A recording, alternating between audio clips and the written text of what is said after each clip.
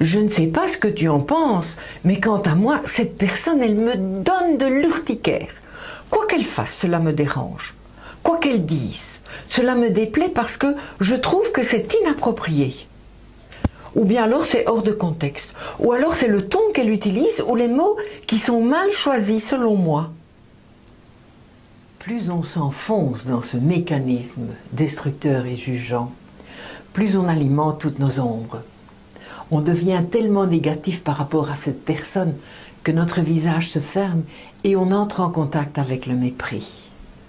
C'est pas aidant pour notre évolution, parce qu'on y laisse beaucoup d'énergie, alors qu'on pourrait utiliser ce potentiel énergétique à des fins constructives. Mais hélas, on ne se rend pas toujours compte de ce travail destructeur des couches profondes de notre personnalité.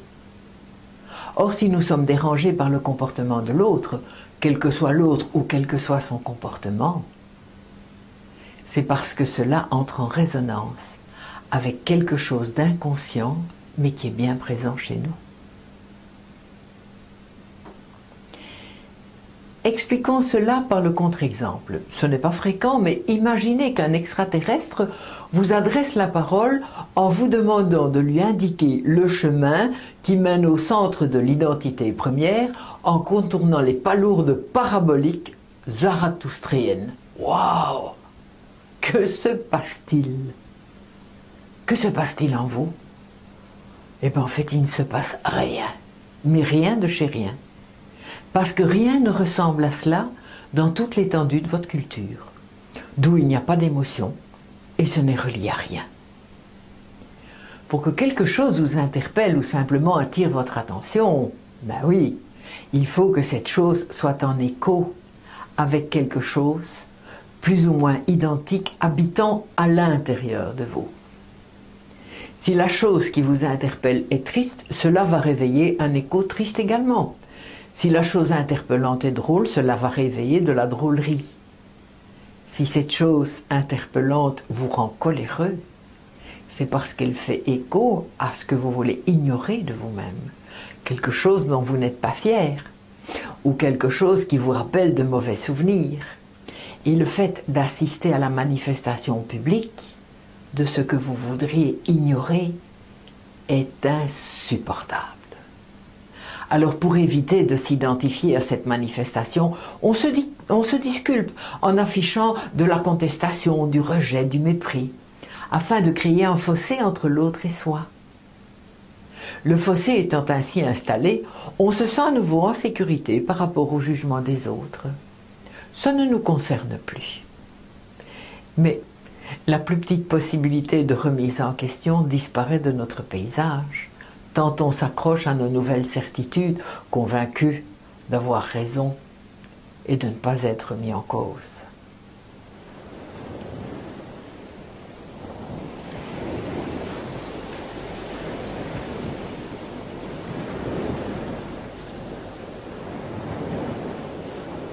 Si vous êtes toujours là pour m'écouter, bravo!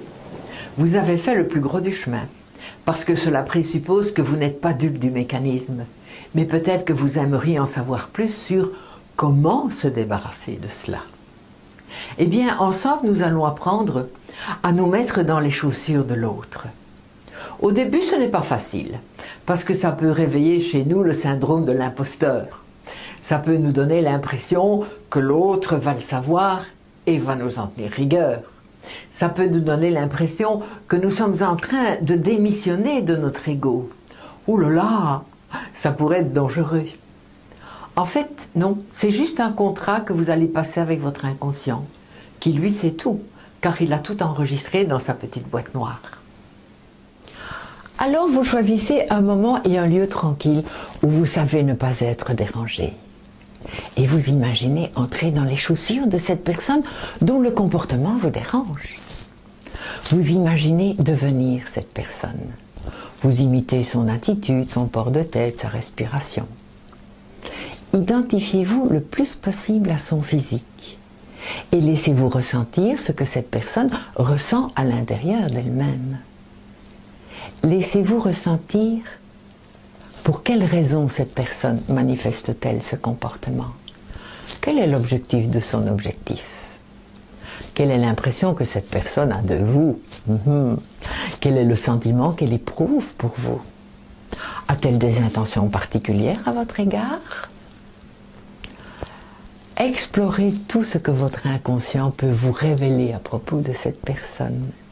Et vous allez certainement faire de très belles découvertes en mettant en porte-à-faux votre jugement primaire. Waouh, waouh! Vos yeux vont porter un tout autre regard sur la situation et sur la personne et sur son comportement. Et cela va apaiser votre ressentiment vis-à-vis d'elle. Parce que vous allez comprendre le pourquoi de ce comportement. Et tout va vous paraître simple et surtout logique. Vous allez perdre le besoin de juger cette personne pour vous défendre, car vous ne vous sentirez plus attaqué par ce qu'elle fait ou par ce qu'elle dit. Ah. Essayez, c'est magique. Mais ce n'est pas de la magie. En fait, parce que toutes les informations que vous allez récolter en faisant cela, eh bien, elles sont déjà présentes dans la boîte noire de votre inconscient. Mais toutes ces infos sont en stand-by.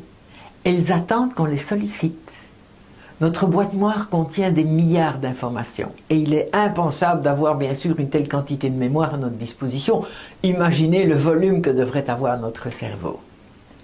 Donc, en se mettant dans les chaussures de l'autre, on ouvre le fichier qui contient toutes les informations concernant la personne.